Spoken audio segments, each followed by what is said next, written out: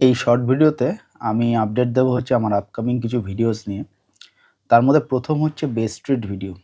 এবারে গত কয়েক বছর যদি আপনারা খেয়াল করেন তাহলে দেখবেন আমার বেস্ট স্ট্রিট ভিডিওতে রেটিং থাকতো। যে ধরুন আমি থ্রিলার নিয়ে কথা বলছি, ৫, ৪, ৩, ২, ১ এইভাবে আমার বেস্ট স্ট্রিট চলেছে। এইবারে কিন্তু আমি ঠিক করেছি রেটিং থাকবে না।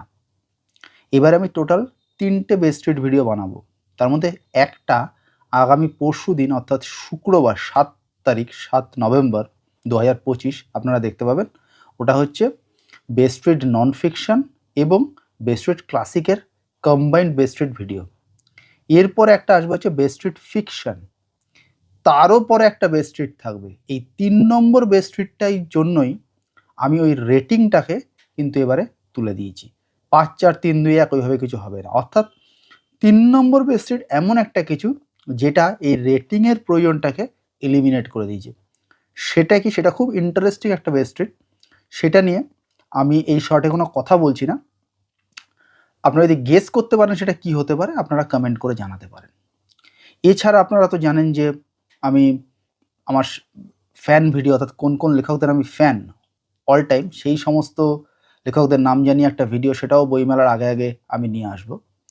এছাড়া আরও একটা জিনিস আমি করছি, সেটা হচ্ছে যে কিছু কিছু বইয়ের শর্ট রিভিউ আমি আপলোড করব এবারে।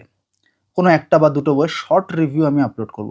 আমার ভালো লাগা কিছু বইয়ের ফিরে দেখা একটা সিরিজ করার চেষ্টা করব। কারণ আমি আমার রিভিউর যে প্যাটার্ন সেটাকে বদলেছি। আগে আমার রিভিউ ছিল গল্প ডমিনেটেড, ওভার দি ইয়ার্স আমি বুঝতে পেরেছি রিভিউটা হওয়া উচিত ন্যারেশন ডমিনেটেড। তার কারণ ন্যারেশন হচ্ছে ক্লাস, গল্প হচ্ছে ফর্ম। দিনের শেষে ২ বা ৩ বছর পর আমি লক্ষ্য করে দেখেছি, যে কোনো ক্লাসিকের ক্ষেত্রে এটা হয়, ব্যোমকেশ বলুন, ফেলুদা বলুন, সেই সময় বলুন, গল্পটা সেভাবে মনে থাকে না। মনে থেকে যায় হয়তো কোনো ক্লাসিক চরিত্র অথবা গল্প বলাটা। তো এটার উপর এমফেসাইজ করে আমার কিছু ভালো বই যেগুলো আগে রিভিউ করেছি চেষ্টা করছি সেগুলোকে নিয়ে একটা ফিরে দেখা সিরিজ চালু করতে। কিন্তু সেটার আগে আমার এই সেরা ২৫ সিরিজটা শেষ করে নেব, তারপর ফিরে দেখা সিরিজ শুরু করব। সেটা প্রবাবলি ২৬ সালের কোনো একটা সময় থেকে শুরু করব, যেখানে ৭টা ১০টা এরকম বই নিয়ে কথা বলবো। এখনকার সময় হতে পারে, ক্লাসিক হতে পারে, এরকম বই নিয়ে আমি কথা বলবো যে বইগুলো আমাকে মানে যার মানে দ্বিতীয়বার পড়া রিড ভ্যালু প্রচণ্ড বেশি এবং যেগুলোর ন্যারেশন খুব বেশি। সেটা এখনকার হতে পারে, আগেকার হতে পারে, যাই হতে পারে, এই রকম কিছু বই নিয়ে ফিরে দেখা সিরিজ করব।